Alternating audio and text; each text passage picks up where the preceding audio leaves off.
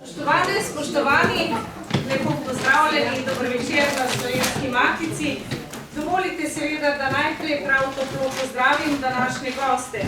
To je pravzaprav založba Beletrina, ki smo jo že kar nekajkrat gostili tukaj v Slovenski matici in vedno znova želimo poudariti, da založbe med sabo nismo samo konkurenti, ampak znamo tudi sodelovati in seveda tudi predstavljati dela drug drugega. Prav posebej dobrodošla gospa Alenka Puhar in gospod Bernard Nežmah, dr. Bernard Nežmah. In morda samo še besedo o tem, da poznamo vrsto metaforo o noči. Metafora skozi gosto noč pravzaprav govori o tem, da moramo vse tisto, kar je temno in kar hoče marsikdo prikriti in zabrisati in prepustiti pozabi, ohranjati z našim spominjanjem. In kaj je pravzaprav lepše oziroma močnejše sredstvo za ohranjanje spomina, kot je beseda. In taka so bila dopisovanja, ki jih bomo danes tukaj predstavljali. In zato predajam to lepoto, torej besedo vama, spoštovana gosta. Hvala lepa.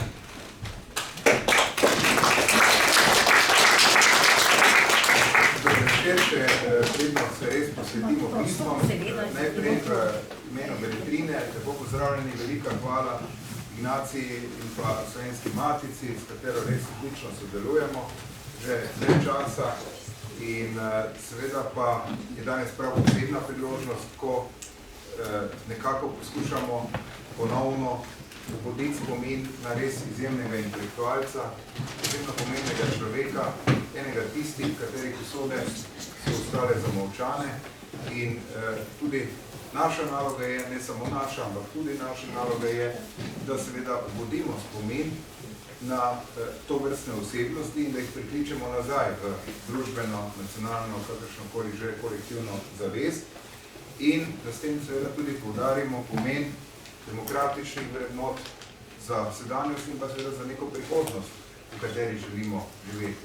Zato sem bil izjemno vesel pobude, ki je prišla s strani Alenke Puhar, da objavimo korespondenco dr. Furlana in njegove hčerke in da s tem seveda objavimo izjemno pomemben zgodovinski dokument, ki pravzaprav v marsičem s posrednimi besedami govori o nekih časih, ki so bili seveda izjemno težavni za svobodo misli in ki nas pravzaprav opozarja tudi na to, da ta svoboda misli ni nikoli samoumevna in da nikoli ni izbojevana zavedno in da lahko se stvari seveda vedno ponavljajo, pa pustimo zdaj ob strani ali kot tragedija ali kot farsa in zato so takšne knjige več kot pomembne. Čestitke in hvala Alenki, hvala Bernardu, hvala vsem vam, ki ste prišli in s tem pokazali tudi svojo odločenost, da stvari ne utonejo v pozabo. Hvala lepa.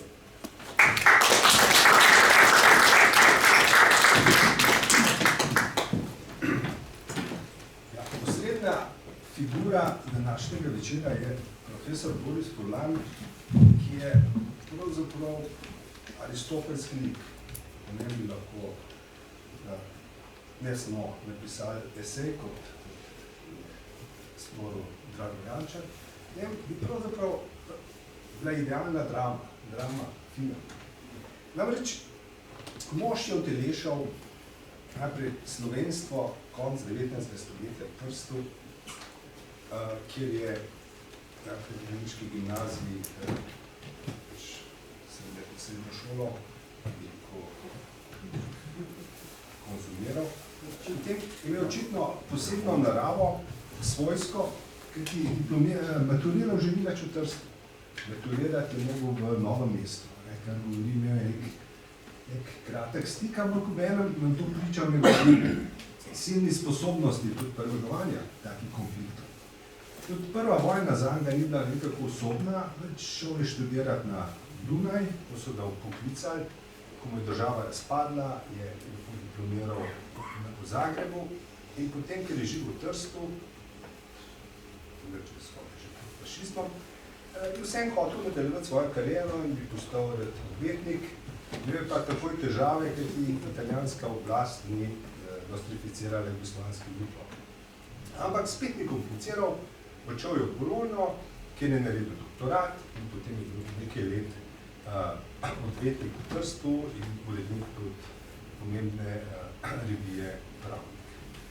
Ko je fašizem leta 30 radikaliziral svoj odnos do Slovanov, Slovencev, je emigriral v Ljubljano, vmes pozabljeno se je začel študirati v Sorboni, vojno. In v Ljubljani je postal izredni profesor, redni profesor, ne samo svetovljan, ampak intelektualec, ki je prinesel globok duh v Ljubljani.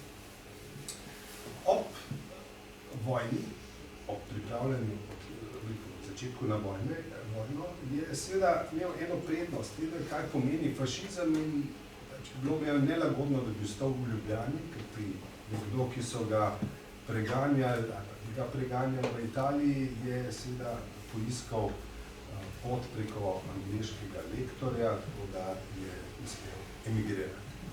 Se pravi, šel je v New York, kjer je sodeloval v smislu z ameriško vlado, napisal celo brošuro o tem, zakaj bi Slovenija morala dobiti julijsko krajino. Skratka, angažiral se je po dolgem in potem je se znašel v Londonu, ker je bil član vlade, ampak ne samo tako, bil je potem pristopil oziroma sodeloval tudi z BBC-em, kjer je vodil, pisal poročila in je bil zelo zagret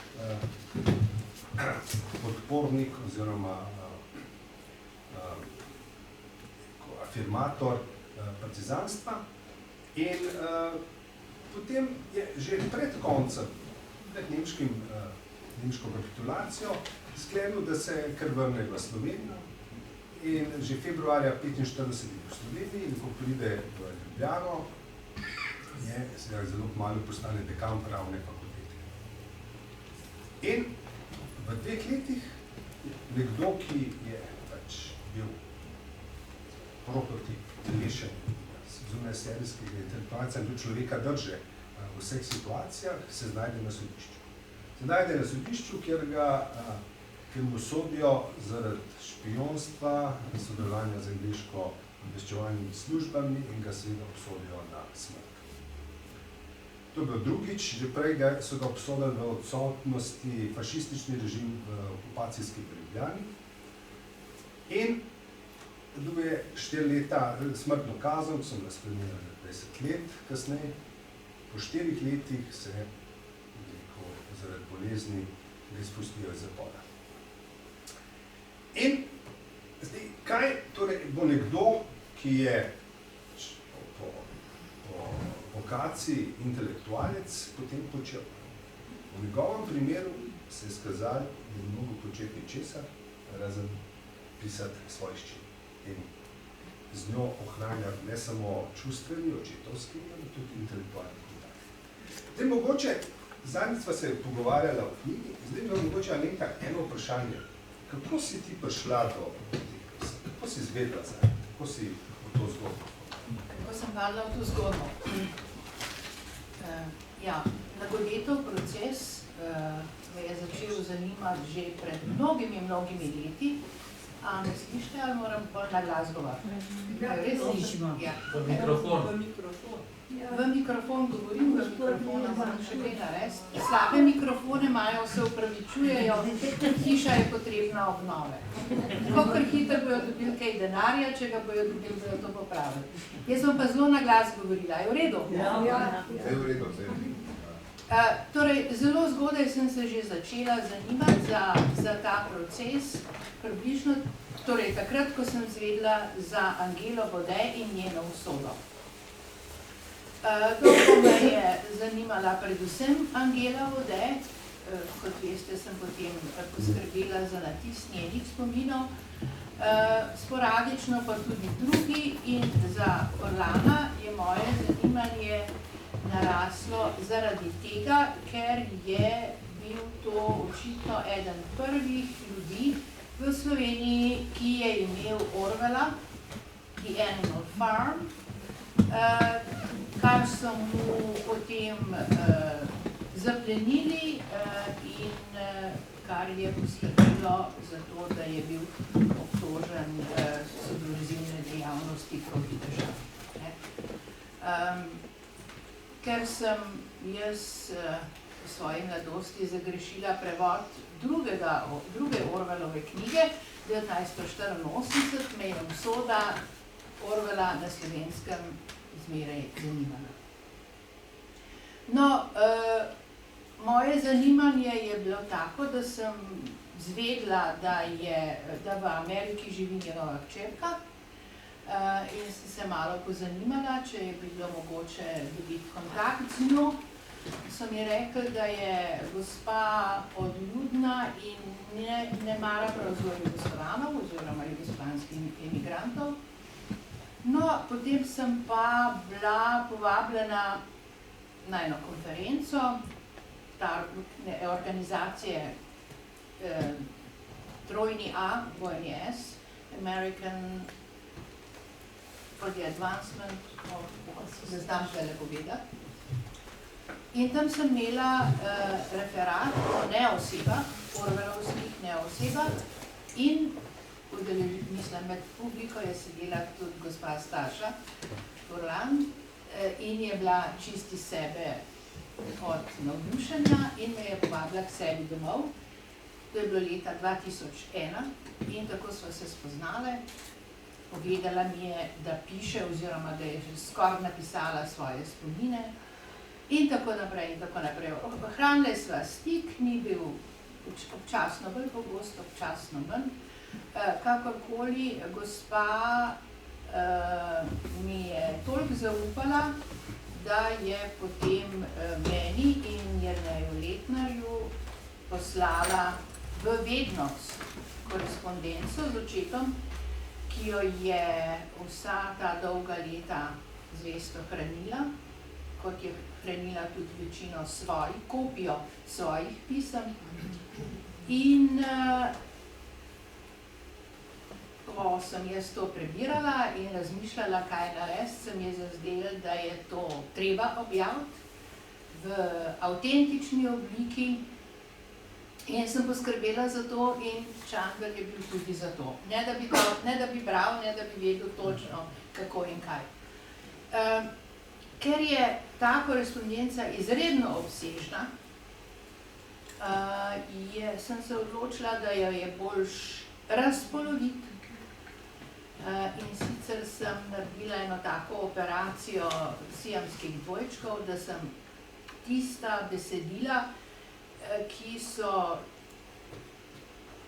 izključno filozofska, ki so tudi numerirana kot filozofska predavanja, skozi zgodovino filozofije gre, da sem tisto izločila, tako da je skratka namesto 1000-stranske knjige nastala 500-stranska knjiga. Mislim, da je to še berljivo, a ne? Ta knjiga ima več osebnega kot filozofskega, čeprav je filozofskega še zmerike, kar medik. Ampak kakorkoli daje eno dobro, zanimivo, prepričljivo sliko 50 let, kakor jo je doživljal en človek, ki je pristal na dnu, pa ki se ne vda in ki dostojanstveno vztraja preganjanju in revščini na kljub in ostaja profesor, čeprav profesor ene same osebe, to je njegove hčerke. Omenila si prej besedo neoseba. Ja. Kaj si misli? Torej, neoseba je izraz, ki ga je si izmislil Orwell, armed person. Orwell se je v svojem življenju, torej zadnjih 10 let svojega življenja intenzivno ukvarjal s fenomenom komunizma, zlasti stalinizma in je vedel za celo vrsto teh strašnih usod ljudi, ki jih je Stalin izobčil, preganjal, dal umoriti, poslal v taborišča in tako naprej. In je opazil tudi ta fenomen, da ljudje, ki so bili obsojeni ali pred sodiščem, včasih pa niti to ne, kot sovražniki ljudstva, da se jih sploh ne sme omenjati več, da so torej izginili iz javnega življenja, iz javne zavesti, iz vseh mogočih predstavitev in počastitev, ki so sicer v civilizirani družbi normalne. Ne?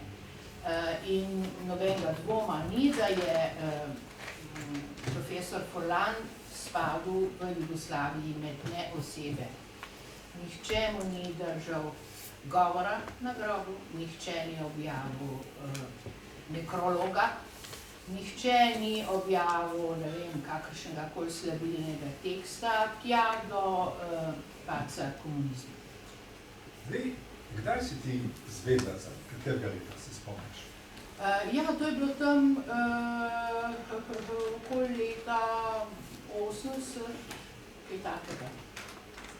Ampak zdaj, ne oseba, značilnost partijskega režima je očitno bila ta, da je kaznovala na dva načina. Eno je bil zapor in potem, ko si odslužil kazen, če si bil politični zapornik, si bil novo kazen, se pravi ta anatema oziroma izbris. Izbris, ja.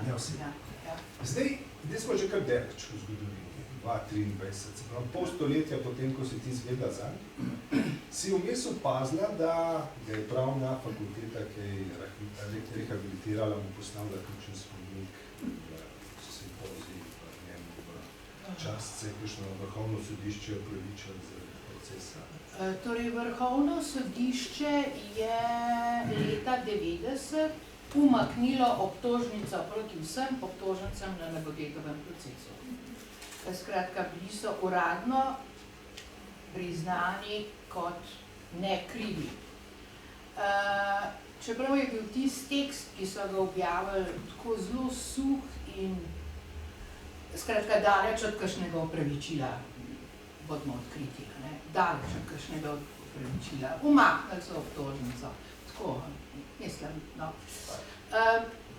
Torej, od takrat je bilo, in to je bilo objavljeno v časopisu, od takrat je več ljudi raziskovalo usodo, zlasti Angele Bode in Borisa Furlana.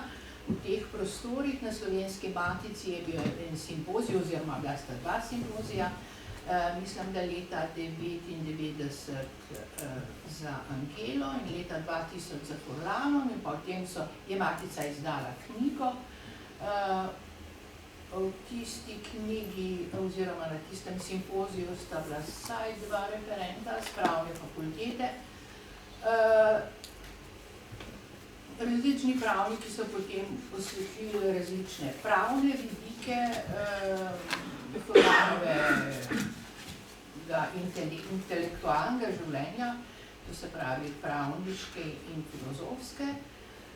Da bi bila pa še kakšna druga počastitev, pa jaz nisem opazila. To verjetno je ni. Če pa kdo ve zanjo, me bo pa popravil. Ja, ker deluje razen takihle občasnih pojavitev, kot so knjiga njemu spomin, četrnja, pravna.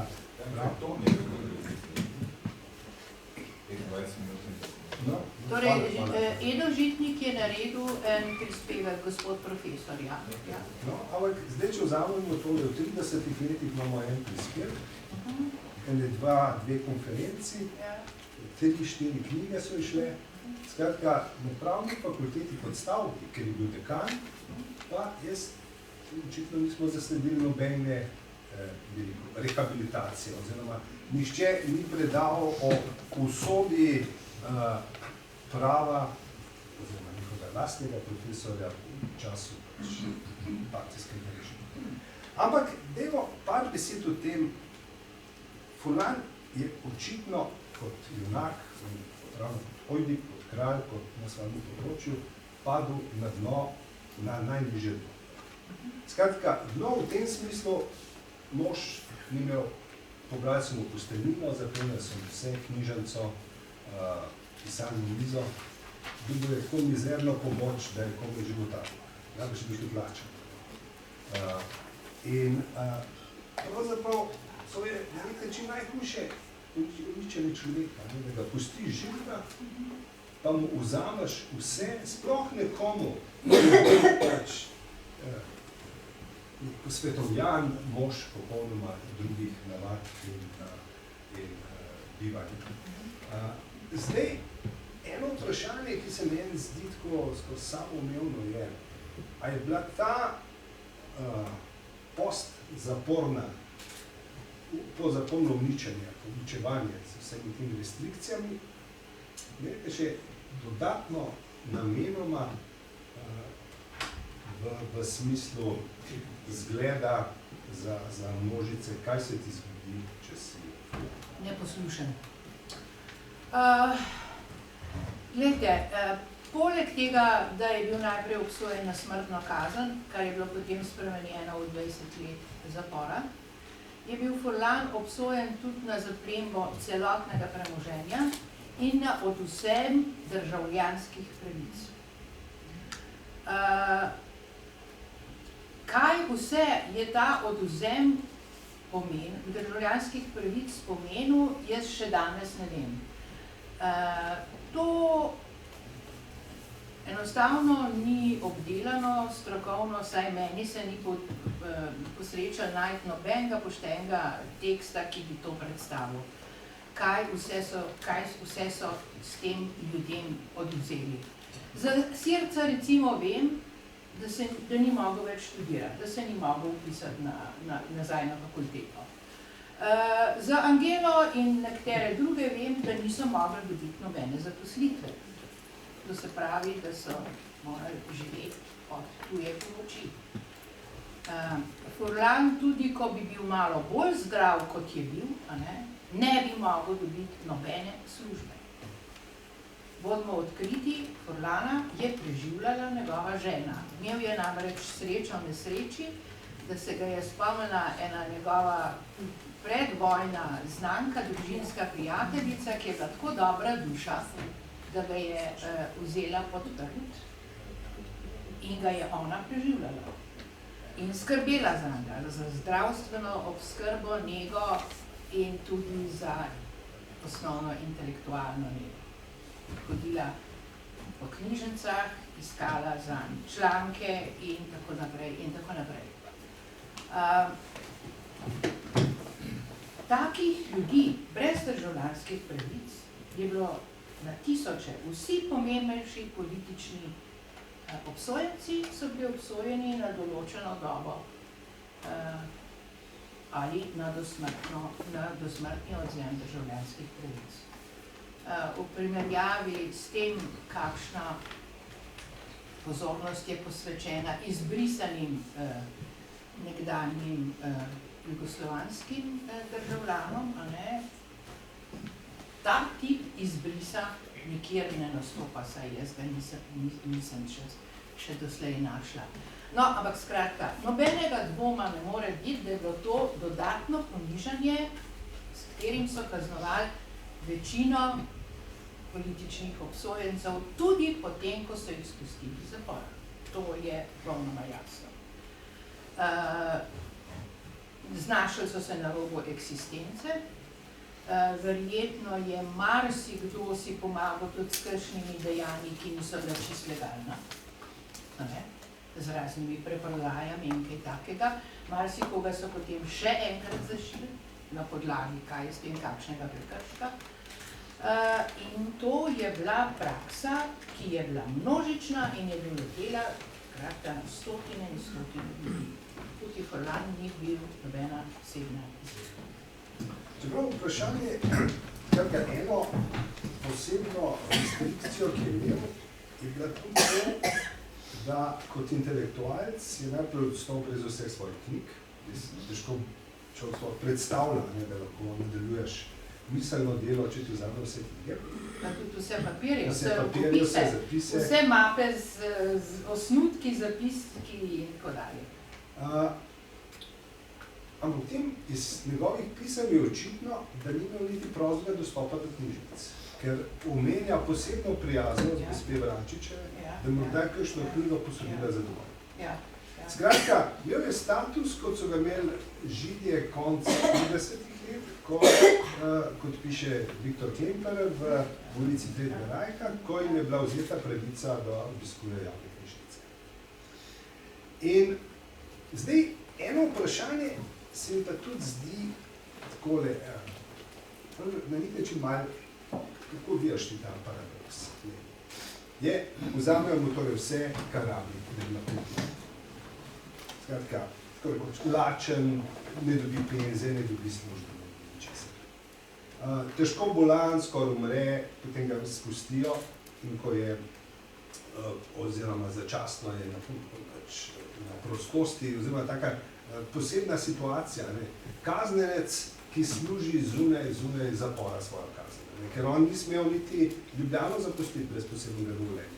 Ja, torej v nasprotju s tistimi, ki so bili pomiloščeni oziroma prej izpuščeni, Furlan je ostal kaznenec, oziroma njemu niso te kazni nikdar odpustili, nikdar ni bil pomiloščen.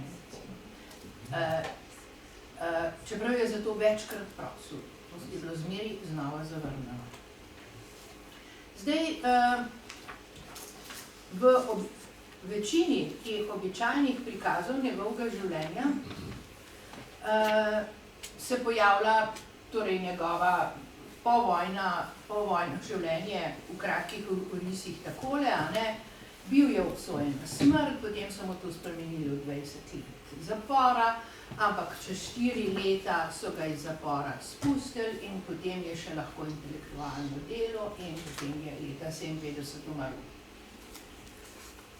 Ta skica 10 let življenja je retuširana zaradi tega, ker nekako olepša vso zgodbo, češ sej ni bilo tako hudo. Veste, res je, da je bil najprej na smrt obsojen, ampak v resnici je pa pol se vse v redu iztekal. Eden pomemben element takšne retuše v prikazovanju življenja je ta, da ne upošteva, da ni bil svoboden niti toliko, da bi se lahko svobodno gibal. On je bil primoran živeti v Ljubljani na določenem naslovu, pri sinovih, s katerimi je imel en napet odnos in ni smel nikamor, brez seveda dovoljenja. Upal je, da mu bojo potem, ko se je poročil, dovolili, da se preseli v Radovljico. V nasprotju s tem, kar boste prebrali v večini življenjepisov, od tega dovoljenja ni dobil. On je dobil dovoljenje samo za 2 meseca dopusta v Radovljici. Pa še tega ni mogel izkoristiti, zato ker so ga po parih dneh bivanja v Radovljici ena drhav aktivistična zvlekla iz hiše in naložila na karjolo in ga hotela utopiti v Savi. To je bil zanj tak šok, da so ga odpeljali nazaj v Ljubljano. In za Radovljico ni hotel več slišati, nekaj let. Potem je pa vendarle zaprosil čez par let, da bi mu znova dovolili, da se odseli iz Ljubljane v Radovljico, ampak tam je potem živel samo zadnje 3 mesece življenja. Ta, kaj bom rekla, prepoved svobode gibanja, človek ni mogel niti v bolnico kam drugam, niti v zdravilišče, niti na kakršen koli dopust. On je bil obsojen na bivanje v Ljubljani.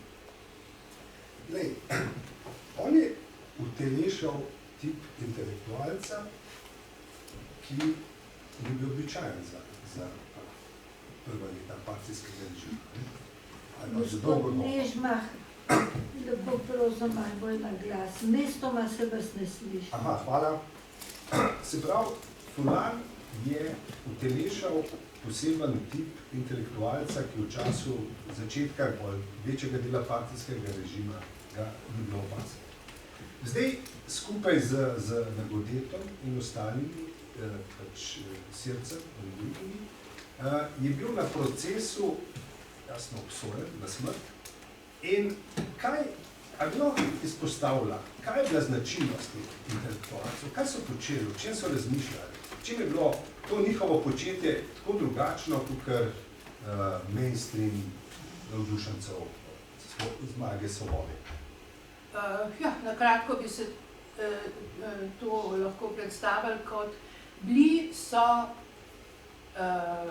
pravi demokrati. Mislim, pravi v smislu, da so verjeli v to, da imajo ljudje pravico biti različnih političnih nazorov, da imajo pravico biti verni ali neverni, da imajo pravico verjeti v različne filozofske šole, v različne tipe literature, slikarstva, glasbe in tako naprej. Skratka, bili so za pluralnost v najširšem pomenu besede. V tistem času kaj takega očitno ni bilo mogoče, oziroma je bilo prepovedano, ker je bilo zapovedano, da je treba verjeti vse nauke, ki jih je oznanjala komunistična partija. In kar se tega tiče, so vsi obsojenci na Nagodetovem procesu bili pač nekoliko kritični. Celo tisti, ali pa tisti še posebej, kot je bila Angela Vode, ki je bila po mojem, pa nisem popolnoma prepričana, ampak po mojem, edina bivša komunistka med njimi. Drugi, po moje, med njimi nobenega ni bilo, ona pa je bila 20 let komunistka, dokler jim so izključili. In je skratka, saj v nekatere poteze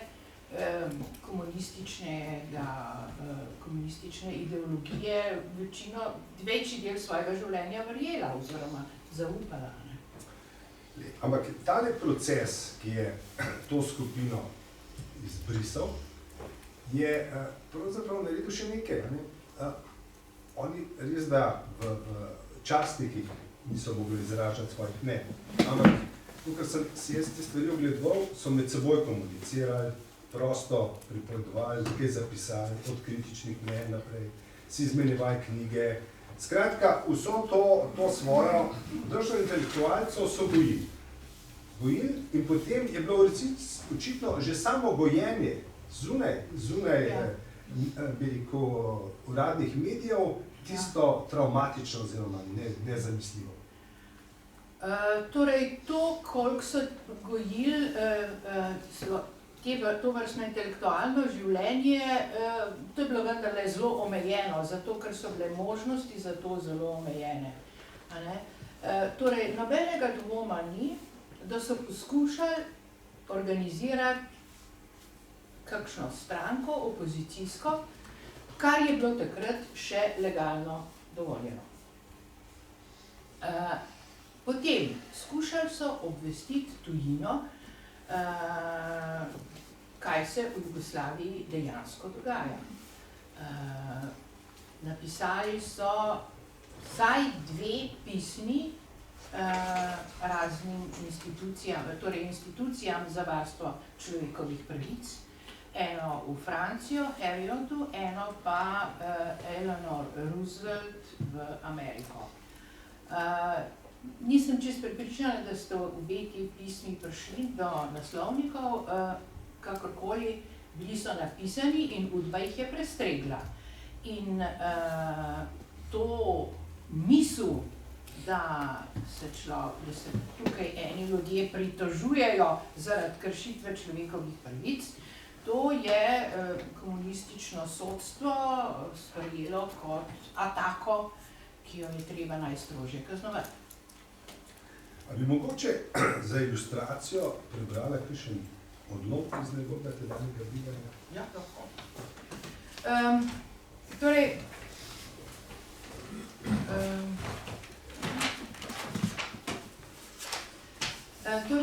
rada bi povedala, da je skozi svojo gostobesednost in pogosto tudi ponavljanja Boris Furlan včasih skušal zakriti kakšno ostro besedo. Tako da je treba precej pozorno brati, da človek najde kakšne take kritične ocvirke. Rekla bi, da je bil protirevolucionar v tem smislu, da ni verjel v to, da revolucije prinašajo kaj koristnega in izrazito dobrega. Recimo, takoj na začetku, v prvem pismu, to pove na ta način, da zapiše hčerki, da bere Hippolyta Taine, zgodovino sodobne Francije, in kjer je opisano pač dogajanje pred francosko revolucijo in po njej, in pravi, Taine do neke mere obžaluje, da je revolucija prekinila naravni razvoj Francije. Potem pa par strani naprej pa piše takole. Moj ideal je bil vedno majhno univerzitetno mesto a la Heidelberg. Ljubljana je bila po naravi še lepša, samo takšnih knjižnic in inštitutov in tradicije ni bilo. Seveda, stoletja se ne da dohiteti v desetletjih, a vendar je bila Ljubljana kot središče, kot srce enega naroda na dobri poti. Potem občasno pove kakšne pikre besede na račun sodobnih filozofov, verjetno misli predvsem marksiste, kjer pravi, da se urivajo prav v praktično filozofijo vse sorte diletanti in šarlatani. Zdaj pa bi vam rada predstavila, če dovolite, Furlan je bil v svoji osnovi duhovit človek. Človek, ki je imel rad humor, rad je imel dobro zasukane stavke, obarvane z malo ironije, rad se je hecel. In zato vam bom prebrala eno stran iz njegovega pisma, ki je bilo napisano januarja 1954 in govori o Platonu. Danes je prelep dan, sonce je sijalo, da je bilo kar vroče in vse v snegu, ki se še topi, pa ko sem se opoldne sprehajal, mi je prišlo na misel, veš, da je Maka vedno trdila, da sem nekoliko presmojen, da je Platonova filozofija največja potegavščina v vsej zgodovini človeštva. Že 2000 let si ljudje belijo glavo, da bi jo pravilno interpretirali. A Platon je z neverjetno umetnostjo zagovarjal vsa stališča, pa tega ne jemlje preveč resno. In tudi največji delodajalec je bil v vsej svetovni zgodovini. Pomisli, koliko profesorjev se je habilitiralo na univerzah na osnovi tez o eni ali drugi pravilni interpretaciji. Oni in njih familije so živeli od tega, otroci so se šolali, stari je pil cviček ali šnaps in ženo golfal in tako dalje. In koliko filologov se je habilitiralo, ker so pogruntali pravilno besedilo in napisali o tem dizertacije in debele razprave. In prav tako so živeli oni in njih rodbine in trgovci, ki so jim dobavljali teletino in kumare. In potem pomisli zopet na vse tiskarnarje in vse osebje tam zaposleno.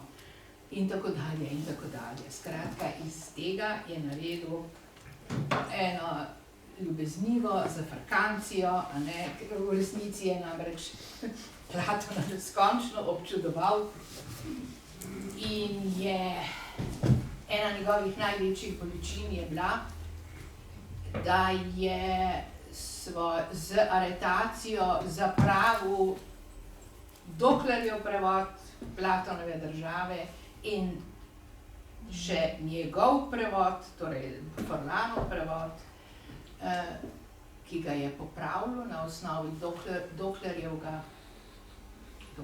prevoda in da se je to zgubilo oziroma da je Udba očitno to uničila. To posebej poudarjam, ker sem na to odkritje tega Platona zelo ponosna, ker se je vednost o tem, da je eksistiral, popolnoma izgubila med vsemi klasičnimi filologi, ki jih kar nekaj poznam. Je edino Kajetan Gantar še vedel, da je nekaj bilo, pa ni vedel, kako je izginilo, oziroma je mislil, da je izginilo pri sinu od Doklerja. Tega sina so tudi zaprli in tudi njemu zaplenili vse. No, skratka, jaz sem saj abstraktnega prvega Platona, to se pravi države, našla in odkrila in vem, kje je bil, kdaj je bil, dokdaj je bil. Potem pa je pač izginil. Ampak mogoče je tudi ta papir še kje spravljen. Zdaj, a si kdaj zasledila, recimo, strani dedičev, pač mogoče tudi tožilca, ki bi zahteval kakšno obnovo procesa, skrb oziroma iskanje njegove knjižnice in njegovih arhivov, zapiskov. A je nekdo zahteval od kogarkoli, da se to poišče in da se to najde, oziroma sam gotovi zgodovina, kje je to končalo? Samo umevno se jemlje, da nekomu vzamejo vse njegovo delo, in se nihče več s tem ne ukvarja. Torej, kar se tiče knjižnice, on je imel ogromno knjižnico, pa je bilo tam 6000 knjig, nekaj takega. Torej, kar se tiče knjig, vem, da so jih zaplenili tisto poletje in da so jih odtovorili v Nuk. V Nuku so jih spravili na podstreho, tako je meni vedela, ko sem jo spraševala. Gospa Radojka Vrančič, ki, kot veste, je bila pač zaposlena v Nuku in je imela zlasti na skrbi francoski oddelek, to je ostanke tistega francoskega inštituta. Nekako je pa posvojila tudi Forlanovo knjižnico. Torej, spravili so to na podstreho, kjer je bilo nekaj na policah, nekaj pa po tleh naloženo tam naokrog. In ona je bila, tako mi je rekla, edina, ki je saj včasih v tisti zalogi knjig kaj našla. Ne pogosto. Torej, Forlan se recimo v pismih, ko piše hčerki, večkrat pritoži, to knjigo sem imel, pa so mi jo zaplenili, pa ko sem jo hotel zdaj dobiti, trdijo, da je ni. To je v resnici pomenilo, da pač ni bilo katalogizirano in da skratka je bilo najlažje reči, da tega ni, ker pač se ni jim dal zmeraj iskati. Nekaj tega je pa občasno gospa Radojka Vrančič našla in mu posodila. Je pa čez čas ta mogočna zaloga knjig, ki nobenega niso posebej zanimale, razen tistih 5 klasičnih filologov, so postale na poto in baje so jih nekaj zamenjevali, neki so jih odprodali, neki so jih verjetno tudi prečvrgli, drugač pa jaz ne vem, da bi se kdo kdaj zares poskušal seznaniti z usodo te knjižnice in teh knjig. Za Koširjevo knjižnico vem, da je veliko tistih knjig, ki so bile Mirko Koširju zaplenjene, ampak Mirko Košir je bil komunist in je imel ogromno marksistične literature, v nasprotju s Forlanom, ki marksistične literature niti približno ni hotel videti in imeti. Da je, skratka, veliko tega je odšlo v knjižnico CK-ja, od Koširja. Zdaj, jaz ne vem, ali bi imel Forlan kakšen imprimator, kakšen žig, ne. Torej, na to vprašanje kaj več ne bi znala povedati. Da bi pa kdaj kdo zahteval, da se to kaj razišče, mi pa tudi ni znala. In pri Curjaku v njegovih antikvariatih se tudi zna. Bog vedi, glej. Glej, meni je bilo zanimivo, kaj si izbrala iz knjige. Jaz sem to komaj da opazil, njegov smisel za humor. Cela knjiga je bolj manj trpka. Ja, seveda, ja, to je zelo, tale pot skozi gosto noč je melanholična in žalostna in tragična, yes. In hkrati nam prikaže še nekaj, kako je bil on sestradan duha. Če je prosil, recimo, hčero, če mu lahko pošle kakšno staro revijo, suplement New York Times ali česar koli, bi jo malo bral. Ja, to je, ja, to seveda si pravilno povedal, a ne, torej v tistem času, tja do sredi 60-ih let, se sploh ni dobili nobenega tujega časopisja in revij, a ne, od samega branja poročevalca in ljudske pravice pa človek tudi ni mogel živeti, verjemite, da res ne. Zato je bil zelo željan kakršnega koli približno spodobnega časopisja, zlasti poročilo o knjigah, zlasti poročilo o kulturnem življenju, a ne samo o politiki, ne. Ko menjaš časopisja, si ti kje zaznala, jaz sam sicer nisem, da je omenjal, da je vzel kdaj v roke ljudsko pravico slovenskega poročevalca. Ne, temu se je izrazito izogibal. Jaz mislim sicer, da je poročevalca bral, že zato, ker je njegov sin tam bil zaposlen. V pismih časopisi jugoslovanskih sploh ne nastopajo. Zakaj? Glejte, na to imamo verjetno različni ljudje različne odgovore, a ne? Verjetno se mu je zdel čisto odveč, da bi bral. Mene je v tej njegovi zgodbi presenetilo, kako mu to življenje sune zapora in možnost saj nekakšnega civilnega življenja, pravzaprav očitno ni kaj dosti vrne energije življenjske, ker ti je tako rekoč bolehal iz meseca v mesec, časa se me ponovno tudi stane. Zdaj, ena stvar, ki je, seveda, da človeku daje mir, recimo družina, okolje, v kateri bivaš, kar pa že to je. Kako je bilo njegovo, on je živel za sinovoma, si rekla, s katerimi so imeli pa ljubite odnose. Kako je o tem poveš? Ja. Torej, Forlan je imel 3 otroke, 2 sinova in 1 hčerko.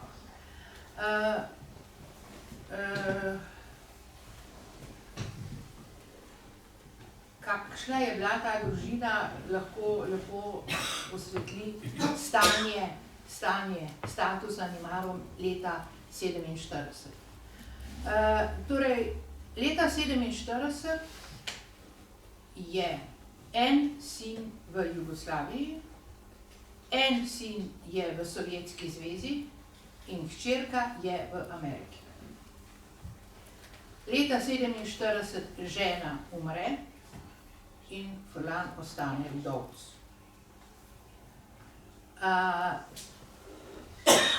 S sinom, ki je edini v Jugoslaviji, se ne razume prav dobro, ker je sin že več let komunist, Prej je bil skojevec, nato je bil komunist in sta se že pred vojno večkrat sporekla.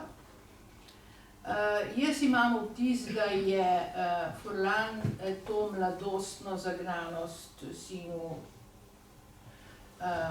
kar odpuščal. Vsekakor ga je imel zelo rad. Je pa vprašanje, kakšno napetost je potem prineslo dejstvo, da je ta sin edini od otrok, ki je bil v času procesa tukaj, očitno pokazal, da odobrava poseg režima, kar se je izrazilo s ploskanjem ob izreku smrtne kazni. In z različnimi drugimi dejavnostmi, od preiskav do ovajanja in tako dalje. Zelo verjetno je sinovoma zameril Boris tudi to, da ga v času prestajanja kazni nista obiskvala. Verjetno so nanju zelo pritisnili, tako da imata tehtne olajševalne okoliščine, ampak skratka, oba sinova se 3 leta nista javila na obisk.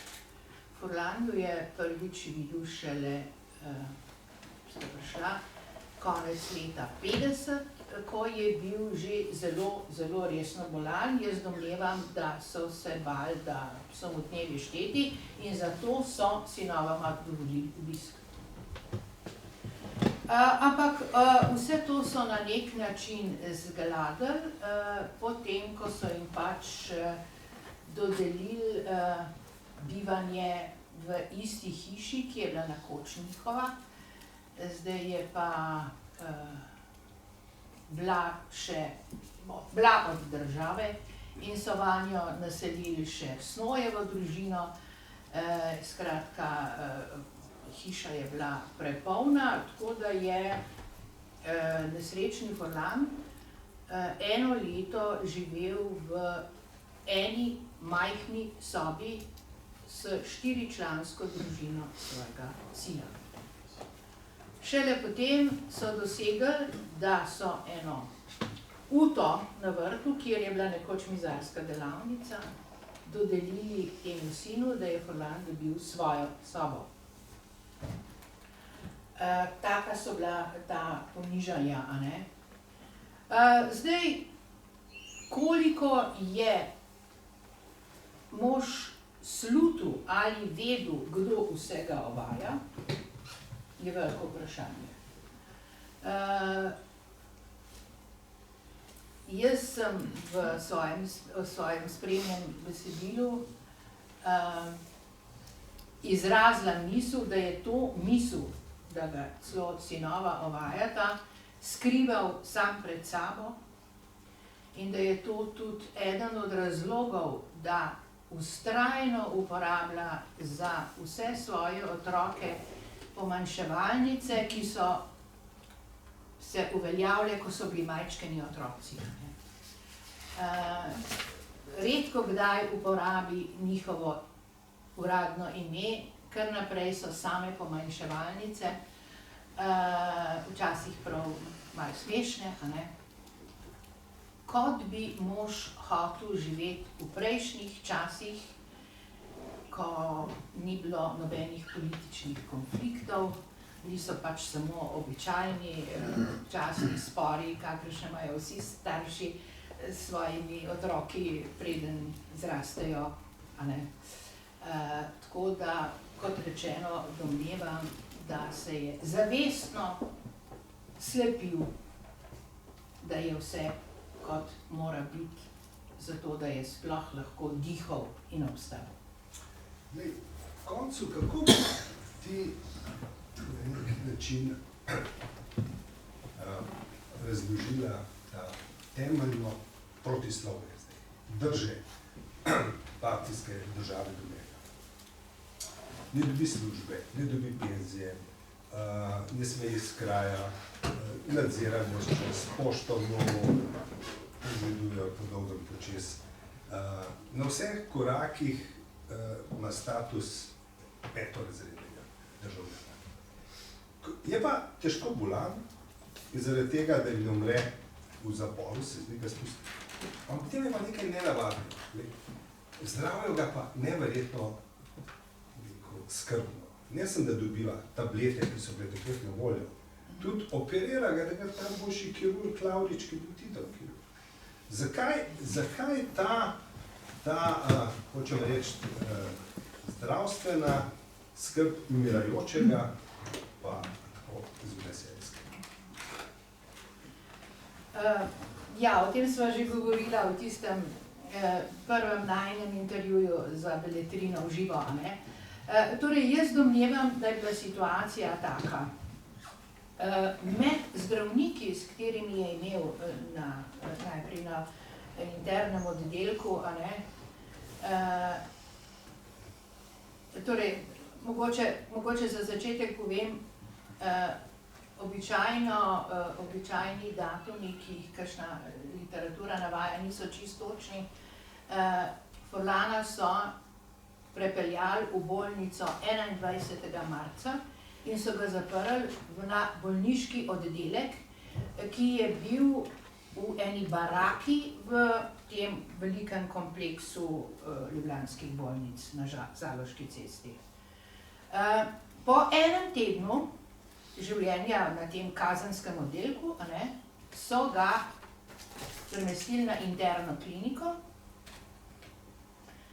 in vsi zdravniki, s katerimi je imel o tem opravka, so bili šokirani, kako v slabem stanju je in so poročali, da je to izgubljen primer, da ne bo več dolg in da skratka nimajo kaj narediti.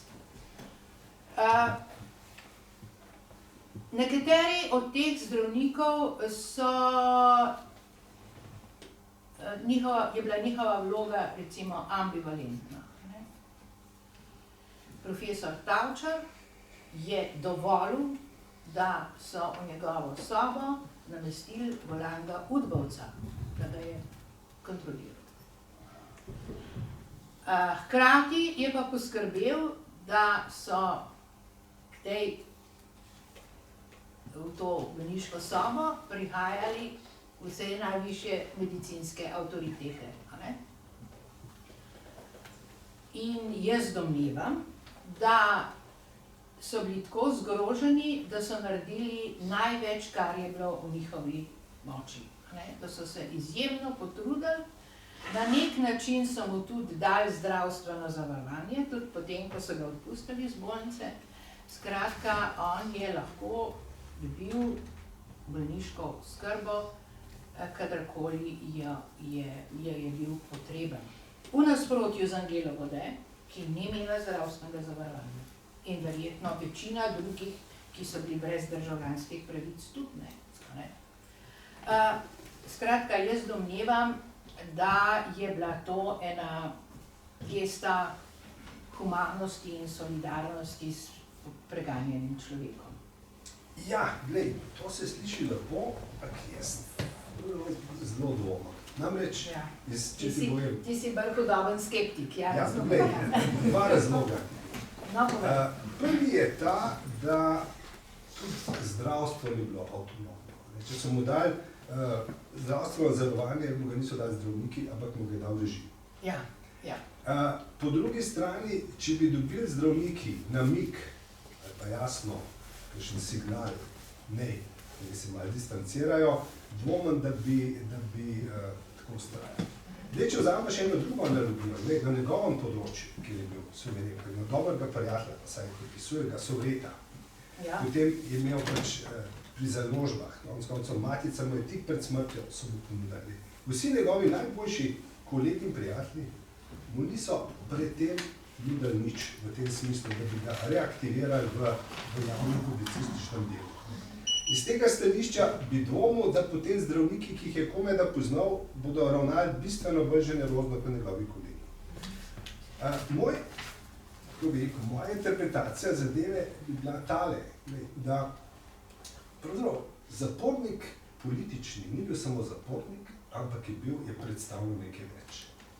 Ko smo imeli Džilasa, smo imeli Pučnika, potem tudi recimo Blažiča, vsi te usode ljudi so bile sporočilo za druge, ki smo pisali ali pa bi pisali, kaj se ti lahko zgodi, ako ne slediš. In očitno, ali pa meni se zdi, da so rabili tudi agonijo Furlana, da jim živi čim del. Da pravzaprav čim del časa uteleša, kako globoko je padel nekoč velikan, recimo pravne, pa tudi filozofske misli.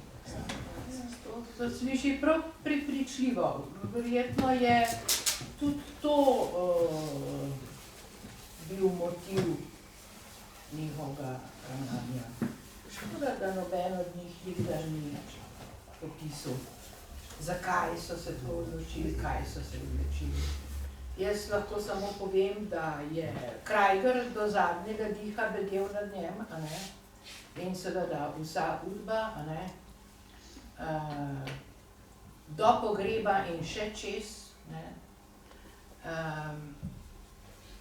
Spremljali so potem še nekaj časa njegovo ženo, da bi ugotovili, ker so bili popolnoma prepričani, tudi potem, ko je umrl, da je v resnici kriv.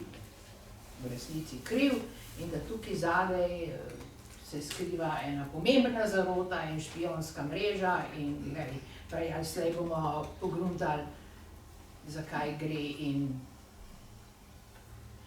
ga verjetno še po smrti dokončno zabili v tla, se pomeni v pozabo.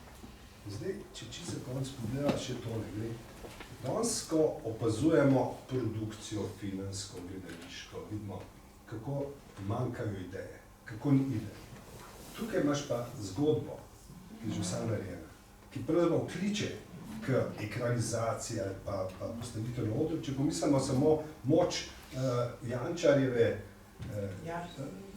romana To noč sem jo videl, kako in Furlan je pravzaprav junak, ki bi bil nujen, bi rekel, upodobitve, ampak je zanimivo, tudi tukaj, v umetniških krogih je pravzaprav enaka blokada, mogoče čisto nenamerna, ne bolj, ampak izšel je, izginil je z vseh obzorij, kljub vsemu, da hvala Bogu sem, da tja poživimo.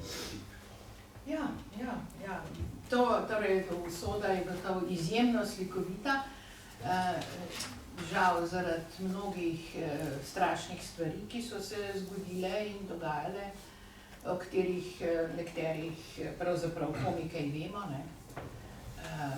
Mislim, noben še ni znal povedati, kako je on tista 4 leta v zaporu preživel, ker je bil skozi v samici in je prišel ven popolnoma uničen, zlomljen človek. Zakaj so bili do njega tako silno kruti, a ne? Kdo bi to vedel? Jaz se strinjam, da bi bila to fina filmska zgodba. Hvala Bogu je saj po moje ena fajn knjiga, pa bo še kakšna, a ne? Moram pa reči, da nisem tako zelo presenečena nad tem, da take zgodbe vztrajno tiščimo oziroma tiščijo v temne kote. Soočiti se s temi stvarmi ni zelo preprosto in očitno ni zaželeno. Če me vprašate, o čem to sklepam, bom pač povedala, da vam lahko 1 uro predavam o mnogih primerih za ilustracijo, mogoče samo to, da je počastitev Zemljariča, ki je bil šef udbe, s salvami in podobno počastitvijo, dober indikator tega, kaj se dogaja. Ampak, da ne grem predaleč od Furlana, v Furlanovi zgodbi nastopa en zanimiv mož, ki se imenuje Slavko Zore ki je bil pravnik med vojno Voz in Ozna, bil je predavatelj na šoli za oznovske agente in takoj maja 1945 je bil poslan v Washington, v Ameriko, na ambasado. In Zore je imel čez Furlanovo hčerko, ki je se izselila v Ameriko, in poskus dopisovanja s Furlanom v Jugoslaviji.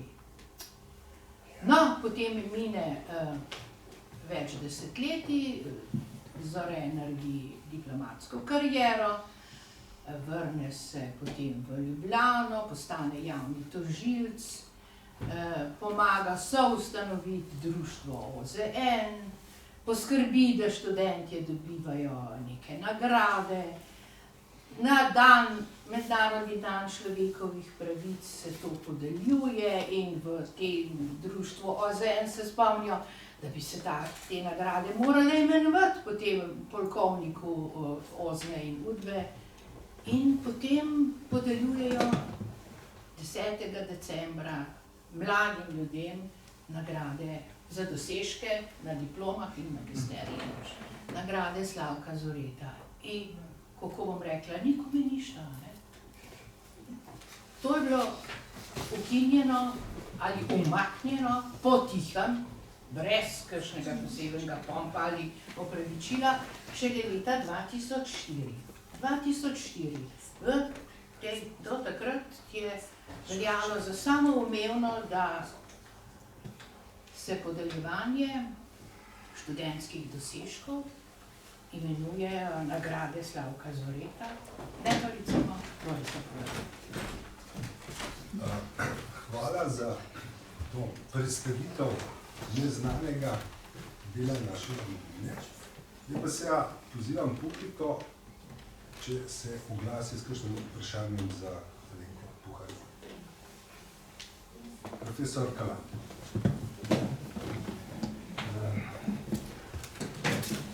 Torej, to smo brez besed ob tej predstavitvi, jaz bi pa najprej navezal samo na prispodobo, ki si jo uporabil za usodo Borisa Furlana kot Ojdip, ki strmoglavi, in mislim, da ima tevanski ciklus neko neverjetno veliko privlačnost v slovenski zgodovini. Bom tole pojasnil za eno stvarjo. Perikles je nekoč rekel, vir je Aristotova retorika, da kar se politike tiče, stebanci nima težav, ker so kot hrasti, ki padajo drug na drugega in se polomijo in njihova moč opeša. In to, kar se je tu dogajalo, se pravi, ta absurdna kazen, da enega obsojenca zdravijo, drugega skrivaj umaknejo, tretji je tako, to je dejansko podiranje hrastov drug na drugega. In mislim, da je napaka slovenske interpretacije tebanskega ciklusa prav v tem, da se vsi fokusirajo na nesrečno Antigono. In bi samo dodal še eno. Mislim, da je bil Rebula, ki je prevedel Sedmorica proti Tebam. In tam se zbor na koncu razcepi, izmena pokope Eteokla in druge, potem Antigona pokope Polinejka in nikome ništa. In pridejo filologi pa rečejo, to je pa plagijat. No, mi nočemo sprave in imamo rajši plagijat, torej smo rajši brez plagijata, se pravi, ta sprava je skoraj res nemogoča.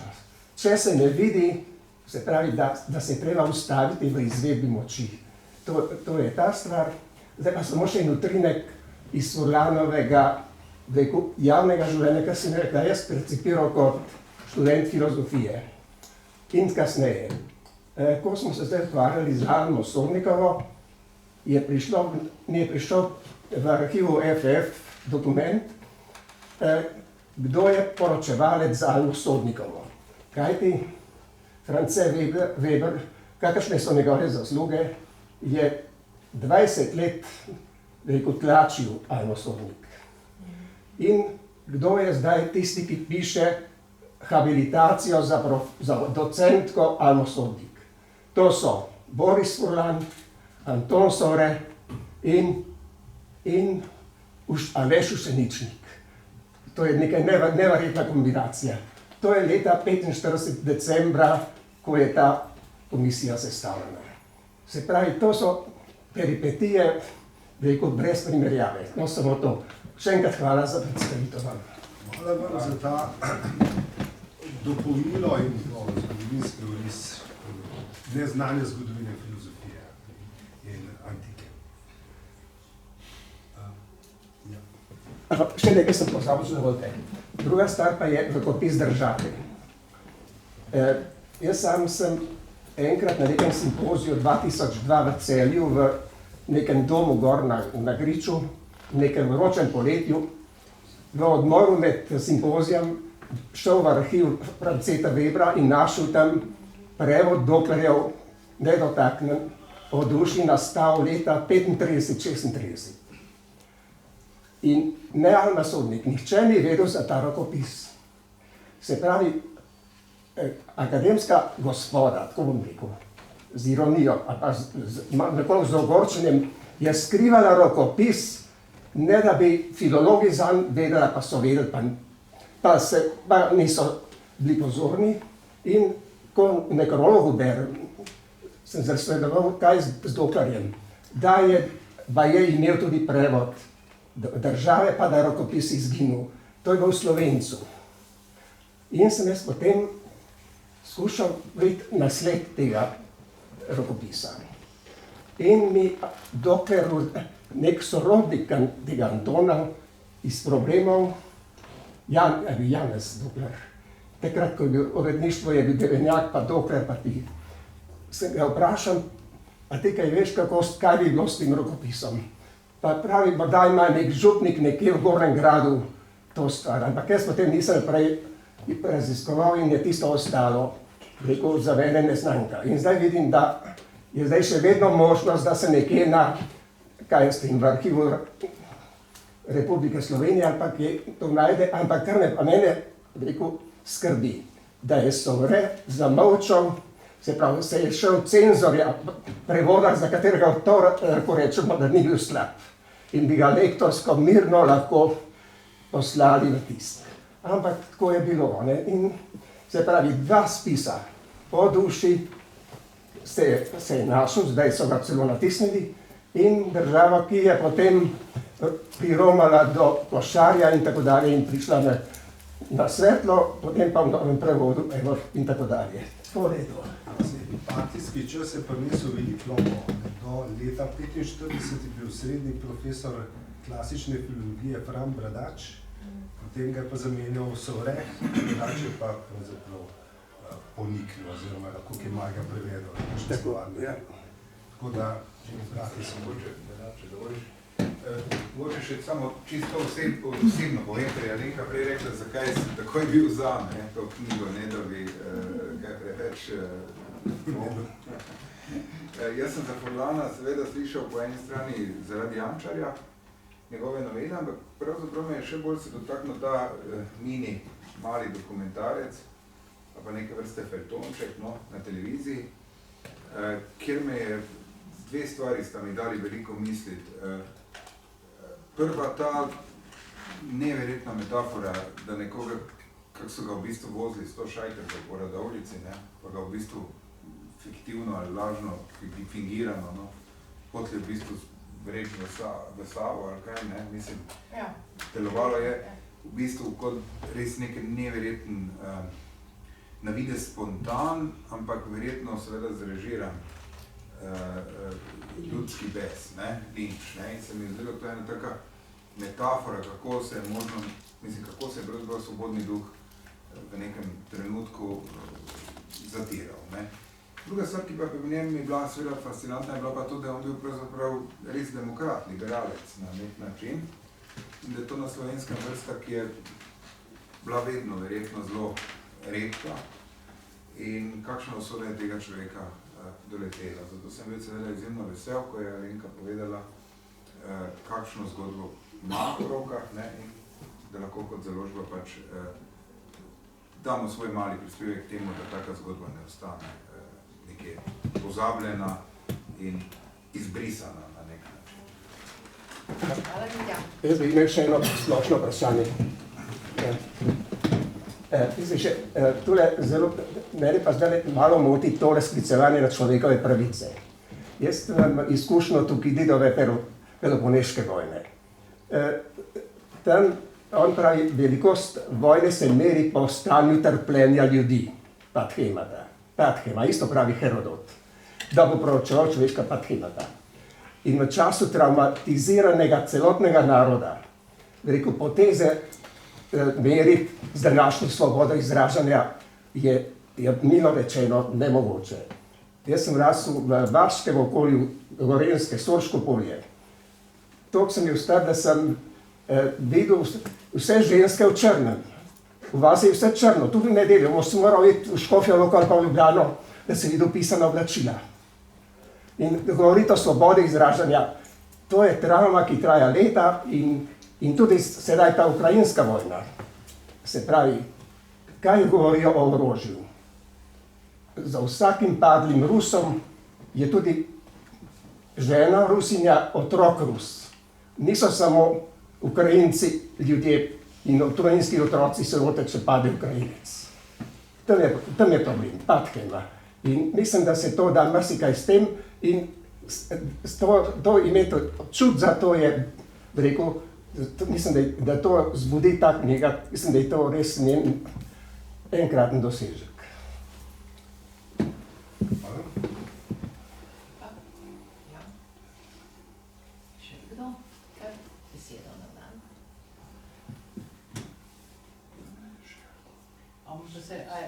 Se jaz lahko zahvalim tistim, ki so mi pomagali pri prebijanju skozi gosto noč.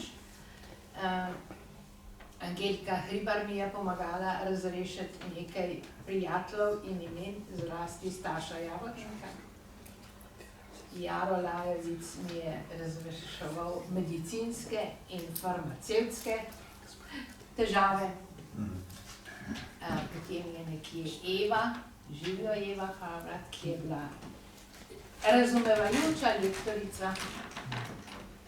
Ne samo, da je imela velike razumevanja za lektoriranje pisem, ki so blago lektorirana, tako da imajo še veliko žmahta, kot ste lahko prej slišala, recimo uporabila beseda šnaps, zakaj pa ne? Uporabljena, torej vidi se, da Stašino znanje slovenščine iz leta v leto peša, ker pač z nikomer ne govori slovensko, razen v pismih z očetom. No, Eva je bila tudi zelo tolerantna do moje slovenščine. To je ena redkih lektoric, ki ne črta besede žid in ne spreminja v jud, ki mirno pusti bolnico, namesto bolnišnice. Tako da sem je tudi hvaležna. No, rada bi povedala še, da je pretipkavanje vsega besedila, ki vseh let, 6 let, ki so bila natipkana, opravila Miran, to je žena od letnarja Černiča, ki je baskerskega rodu in se je ob tem učila slovenščine. Medtem, ko sem eno leto rokopisnega besedila pretipkavala jaz, ta rokopis je zelo težko berljiv, če si predstavljate, da ga je pisal človek leže, slabo tinto na slab papir. Čeprav se je trudil, je rekel, večkrat pojamra, da se je potrudil, da bi bilo čitljivo. No, nekaj teh pisem mi je pomagala pretipkavati moja sestra, Mojca Tomić Zupančič, ki je včeraj odšla z tega sveta.